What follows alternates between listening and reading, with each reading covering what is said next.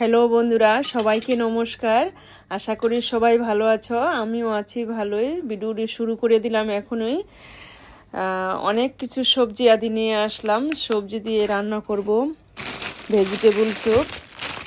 তোমরা আমার নতুন বন্ধু আছো যারা, তারা সাবস্ক্রাইব করে আমার সাথে থাকো। আমি কি রান্না করছি তোমরা সবটা দেখতে পারবে। আমি আমার মতো করেই রান্না করছি। অনেকে এভাবেই রান্না করে, অনেকে অন্যরকমভাবেই রান্না করে। যাই হোক, আমি সবজি এখন পরিষ্কার করে গুছায় গাছায় কেটে বেছে ধুয়ে পরিষ্কার করে নিতেছি। আগে সবজিটা কাইটা নিতেছি ছোট ছোট করে। তেল মশলা কম দিয়ে সবজিটা রান্না করব গরমের মধ্যে। স্বাস্থ্যকর একটা খাবার, যে কোনো সুস্থ অসুস্থ মানুষ সবাই খেতে পারবে। অনেক দারুণ টেস্টি হয় এভাবে রান্না করলে। সবজির মধ্যে আছে ব্রোকলি, মাশরুম, ক্যাপসিকাম, আরও দুইটি, এই গাছটা আমি নাম জানি না, তারপরে এটা দিতেছি। এটা স্যুপের মধ্যে দিয়ে খায় সবজি রান্না করে। যাই হোক, আমি 4-5 পদের সবজি দিয়ে এই রান্নাটা করতেছি। প্যান বসায় দিছি। প্রথমে একটু লবণ দিয়ে আর জলটা দিয়ে প্রথম ফুটিয়ে নিতেছি। জলটা ফুটিয়ে নিলে সবজিটা কিন্তু ভালো কুক হয় আর রান্নাটা তাড়াতাড়ি হইব। আর সবজিটা কিন্তু সবুজই থাকবো, লাল হবে না। তোমরা এইভাবে রান্না করবা, যে জলটা আগে ফুটিয়ে নিবা, তারপরে সবজিটা দিবা। পেঁয়াজ কুলিও দিয়ে দিছি। তারপরে সবজিটা একটু রান্না সিদ্ধ হয়েছে পরে তারপরে এই যে কর্নফ্লাওয়ার গুলাই নিতেছি। কর্নফ্লাওয়ারটা গুলাইয়া এই সবজিটা সিদ্ধ হওয়ার পরে কর্নফ্লাওয়ারটা দিয়ে নাড়াচাড়া দিয়ে মিশাই নিলাম। এখন 2-1 মিনিটের মতন রান্না করে নিব, তারপরে নামাই নিব। কিন্তু আমি তেল কিন্তু আগে দেই নাই। এখন আমি অলিভ তেলটা দিব। অলিভ তেলটা রান্নার সময় দিলে তার গুণগত মান সবটাই নষ্ট হয়ে যায়। এই কারণে আমি রান্নার শেষে বাটিতে ঢাইলে তারপরে তেলটা দিয়ে নাড়াচাড়া দিয়ে মিশিয়ে দিলাম।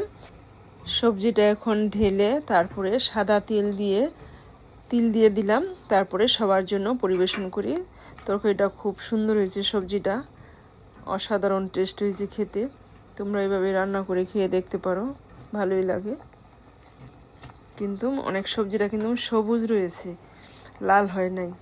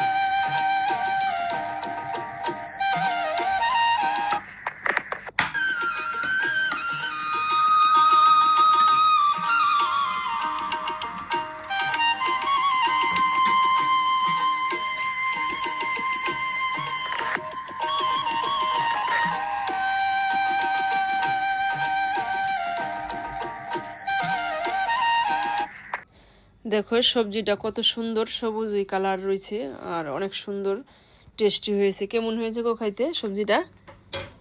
খুব টেস্ট হয়েছে, খুব ভালো হয়েছে। এভাবে রান্না করলে খাওয়া যাবে, উল্টো পাল্টা রান্না হবে না, খাওয়া যাবে। খুব ভালো রান্না।